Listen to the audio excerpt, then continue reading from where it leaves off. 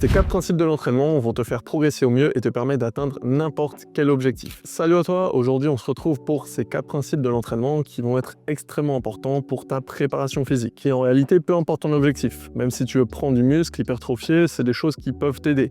Mais là, on va s'attarder sur la prépa physique aujourd'hui. D'ailleurs, si tu es un sportif qui souhaite progresser sur ses qualités athlétiques, prévenir au mieux ses blessures, tu retrouveras en description de cette vidéo un lien où tu auras accès à différents e-books, que ce soit sur la construction de tes séances, sur des méthodes et exercices que je vais favoriser. Tu retrouveras aussi toutes mes programmations qui vont faire de toi l'athlète ultime. Le premier principe, c'est l'individualisation. C'est le fait que l'entraînement soit axé sur ta personne, que le choix des exercices respecte déjà ta mobilité. Tu vas pas faire un squat si tu as une très mauvaise mobilité de hanche, tu vas pas faire un dips si tu as une mauvaise extension de ton épaule. Dans un second temps, cette individualisation, elle permet d'axer directement le travail vers tes points faibles. Si tu veux progresser en détente et que ta force, elle est éclatée, on va se focaliser sur un travail de force. Si tu n'as pas de très bonne qualité pliométrique, on va travailler là-dessus. Ça permettra forcément de quantifier et de mettre plus ou moins l'accent sur tel ou tel travail. Maintenant, comment faire pour individualiser?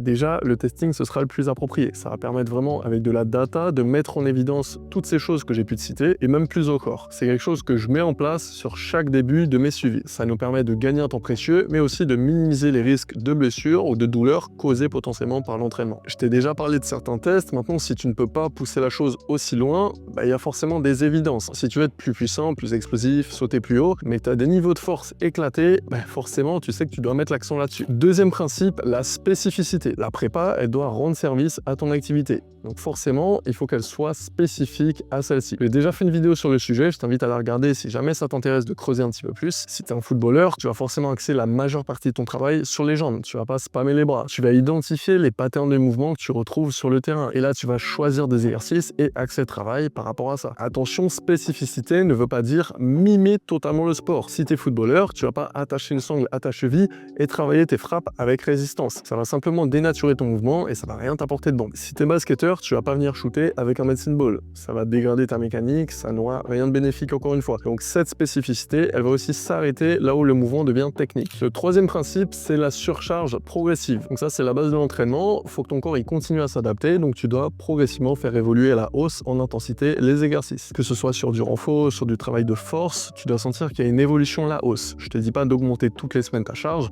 mais c'est quelque chose qui doit se ressentir sur le début et la fin d'un cycle. Pareil pour de la pliométrie ou pour de la mobilité, on va intensifier notre travail progressivement au fur et à mesure du cycle. Et le quatrième principe, c'est la variation. Il contraste un petit peu avec le deuxième point qui est la spécificité, parce qu'il y a des moments clés, notamment avec les sportifs de terrain en off-saison, où c'est intéressant d'amener de la variation. Tu as habitué ton corps à de nouvelles contraintes pour encore une fois éviter la stagnation, mais également pour être entre guillemets paré à toute éventualité. Un basketteur se retrouve jamais en flexion de genou complète, mais c'est un travail qui peut être intéressant de ramener pour venir renforcer une amplitude complète et que ça se transfère sur des amplitudes partielles, à amener des contraintes pliométriques qu'on retrouve un peu moins fréquemment sur le terrain, avec des rotations de hanches, des mouvements dans toutes les directions. Cette variation, elle doit bien être amenée et je te déconseille de l'amener totalement en cours de saison par exemple, mais c'est un facteur déterminant qui va te permettre de passer des paliers de progression. On est au bout de cette vidéo, dis-moi dans les commentaires si tu utilises ces 4 principes pour t'entraîner, je suis curieux.